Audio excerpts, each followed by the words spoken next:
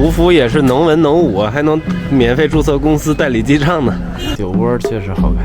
800步破贼10万，古之兵士未曾有之。修缮的很好，古味很浓。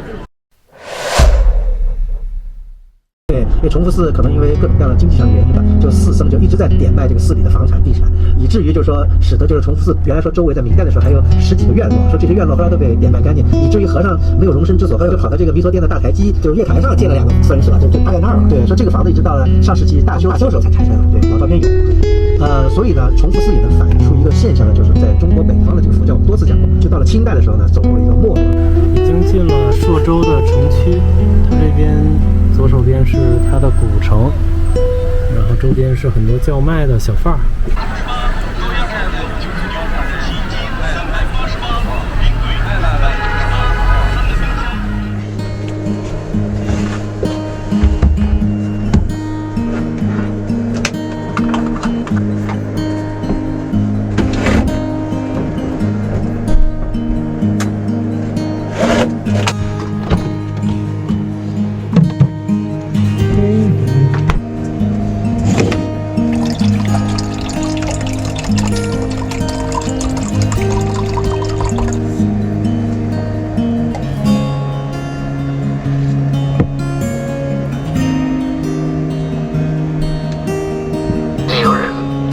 躺在地上，冬天的冻死。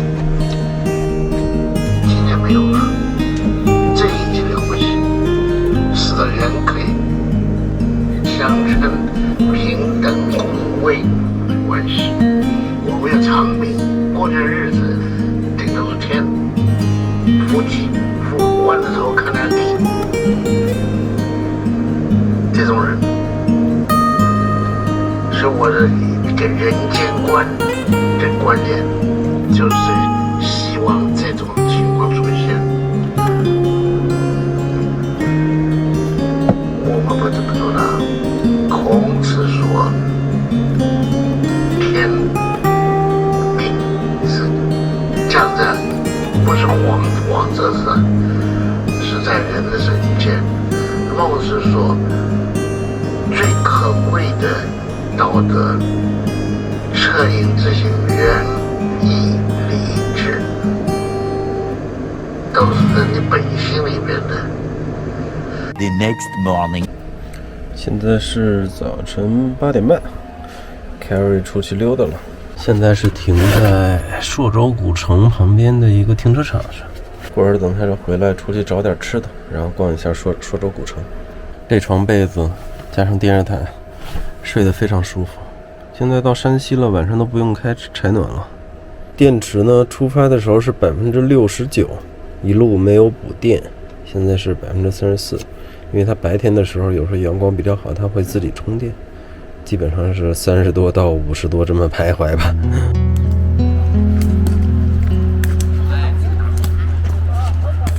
哎呦，哎呦，哎呦，哇！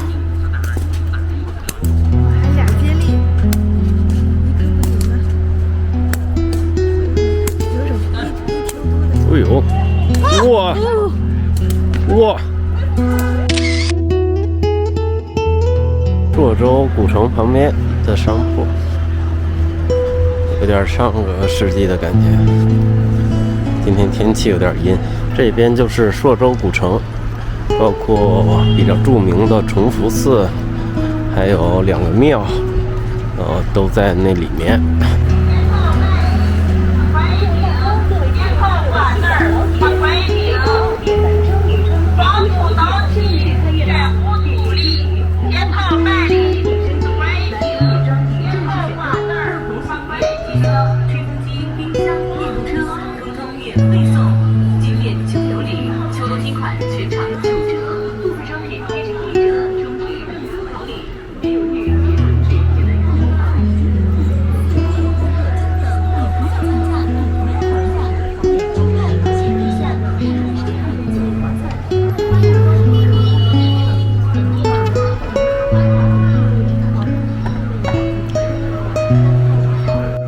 这个古城东门这牛羊肉还正经是有羊送过来啊，哎，它这古城真的挺生活化的，它不是说做成一个景区它就高高在上了，这就是老百姓生活的古城。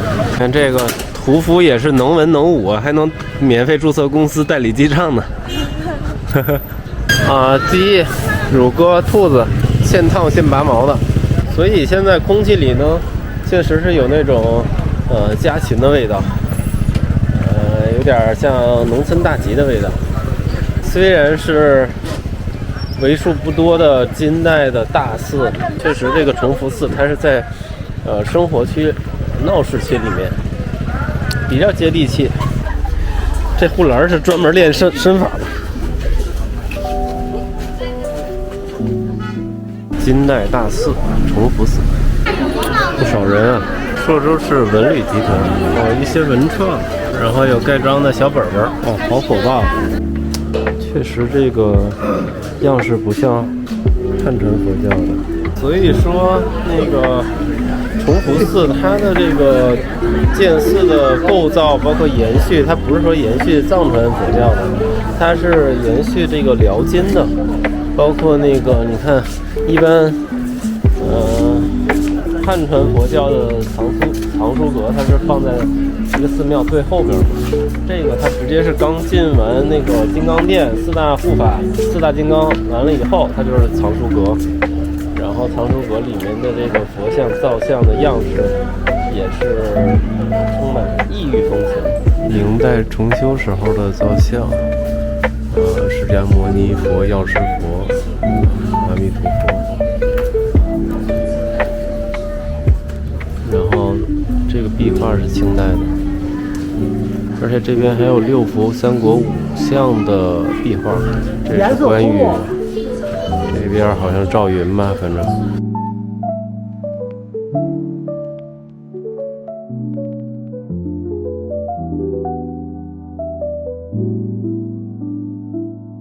还有小朋友来这边写生，这就是最大的店——弥陀殿。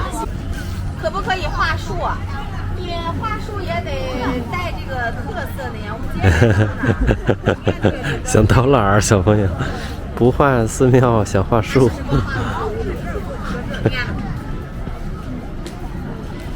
爸，看，都可以搭画啊，没有那么多啥。弥陀殿，金代的，真的好大。西方三圣，这个是哼哈二将，真的好高好大呀！我觉得拍不出来，应该。这只能亲自到这边能感受到，而且这些全是金代的，包括这边的壁画也都是金代的。这哼哈二将就是他身体前倾，就是你人站在那块会很有压迫感，然后佛又是很慈悲的那种仪容。珍惜可以拍照，但是不让用闪光灯。然后佛后面的这个一圈，这叫什么呀？佛光啊，它是用藤条编的，金代的藤条。佛像后面还有三个暗门，打开之后就有佛光直接从有天光从这个佛像背面。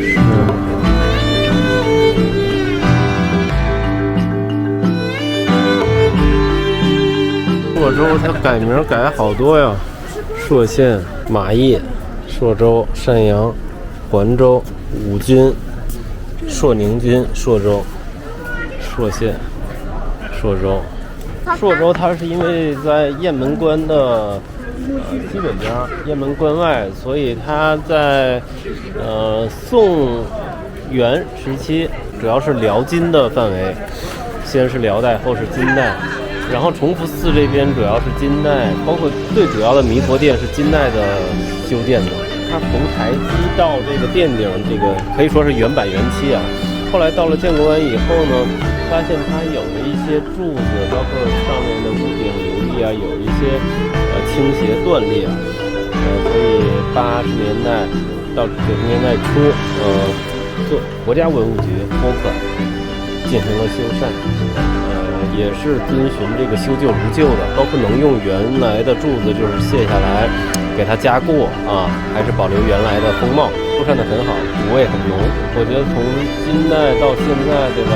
将近1000年，900多年，能保留这么完好，而且就是人在里面吧，你站在那个中间，它顶很高，几尊佛像造像很高大，又有后面的这个佛光的屏扇，包括它左右的哼哈二将，就压迫感很强，让人很这个心生敬畏的。反正我是在里面是这种感觉，然后拍是拍不出来的。我觉得有机会可以来这边看一看，真的很好，震撼。金代的佛寺保留到现在这么完整、这么宏大、这么完好，很不容易，希望一直保留。而且这个朔州文旅啊，真是下本啊。对，他们主要营收是靠那个盖章啊，卖本儿盖章。我觉得这个东西现在是各个景区主要的发力点。对，这是在门口买，然后每个店可以盖，是吧？对，正好是这个崇福寺的一个构造。它这个设计的双人字形插手，这一块一个，然后这块本来有柱子呢，它这边的柱子搭在了这个人字形的这块，所以又把这个地传导到这边，还是这种金代的这个大殿啊佛寺，感觉更美观，对吧？它这个墙很厚重，微微倾斜，然后它这个檐顶伸出来很多，很古拙的那种感觉，然后底下有比较厚的石台基，很稳固。哎，你像是不是日本那些佛寺，它其实学唐朝嘛？对，这个就跟那个唐的挺像的吧？这还真是得感谢黑神话悟空啊，让这么多人关注这边。然后崇福寺出来呢，左手边应该是尉迟敬德庙，右手边是马邑博物馆。朔州之前的名字就是产马的地方嘛，马邑。有5600名劳动军人在这里驻守。啊，小朋友讲。后来呢，又派明洪武8年，又派薛元氏，加修了一下长城啊，在原本北魏长城的基础上呢，多修了一段，把各个小关口连接起来。这个呢是张辽，他呢是3关猛将，以800多卒破10万骑兵，被魏文帝曹丕称爵，800多卒破贼10万，古之兵士未曾有之。博物馆不大，一共是6、7间的展馆，然后每个展馆东西都不少。我也是看完才知道张辽原来是朔州人。下起了毛毛细雨，在这个马邑博物馆，小朋友冒雨套圈。哎呦，还挺准啊！4发3中，哇，5发4中，放弃了纪念奖的机会，又补了几发子弹。好像没了。最后1发吧，看看啊。得打一个最贵的颜色。快打吧，快打吧！过来一下。好了，过来。这是闲的。就那个走过去就是了。85个。啊，哎，好嘞，好，谢谢啊。去尉迟敬德博物馆。这尉迟恭铜像挺勇武，看这几个他偏将的塑像有点没有恶意啊，就是酒窝确实好看。